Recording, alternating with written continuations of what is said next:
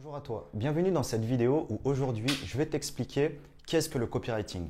Si tu fais du SEO, du web, tu es dans le digital et que tu vends des produits ou des services, sache que le copywriting est indispensable en 2021. Donc premièrement, qu'est-ce que le copywriting? Le but du copywriting, c'est de la rédaction qui va inciter le lecteur à passer à l'action. Dans le cas d'un e-commerce, ça peut être tout simplement de provoquer un acte d'achat.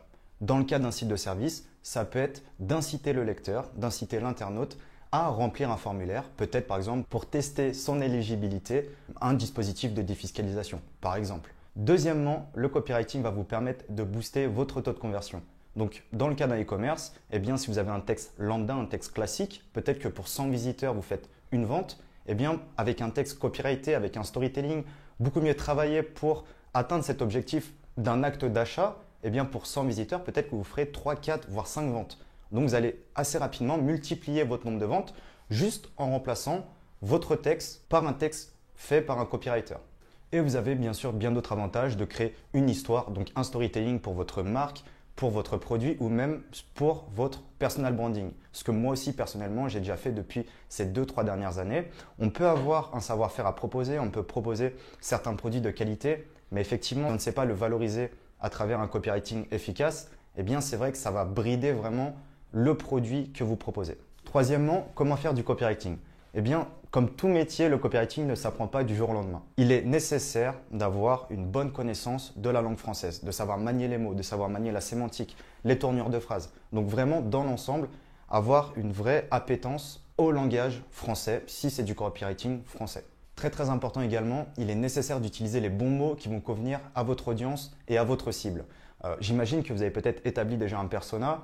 Eh bien, chaque corps de métier a son jargon, chaque corps de métier a son lexique. Donc il est important d'énumérer ces différents termes qui vont directement créer une sorte de connexion entre vous et votre internaute, vous et votre prospect ou bien votre futur client.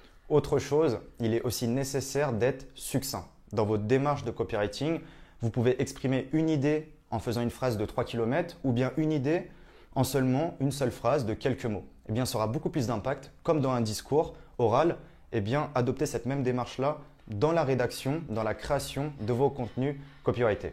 Quatrièmement, quand utiliser le copywriting? Il faut savoir que vous pouvez utiliser le copywriting vraiment n'importe où, que ce soit sur des supports publicitaires physiques, mais surtout digitaux bien entendu, sur votre site, votre article de blog, votre landing page, votre page stratégique, vraiment sur tout type de page ayant un objectif. Si votre but c'est de faire plus de ventes en affiliation, eh bien copywritez un minimum les pages où vous proposez vos offres d'affiliation. Vous verrez directement la différence entre une page non copyrightée et une page qui a pour objectif de faire des commissions d'affiliation, pour prendre cet exemple-là.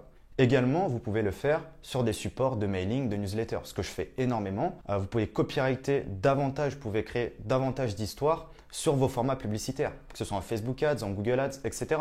Copywriting, ce n'est pas censé être uniquement des pages de 2 km. Ça peut être juste une ou deux phrases vraiment bien pensées pour impacter l'internaute directement. Donc cinquièmement, et pour finir, quelles sont les alternatives pour avoir un bon texte en copywriting?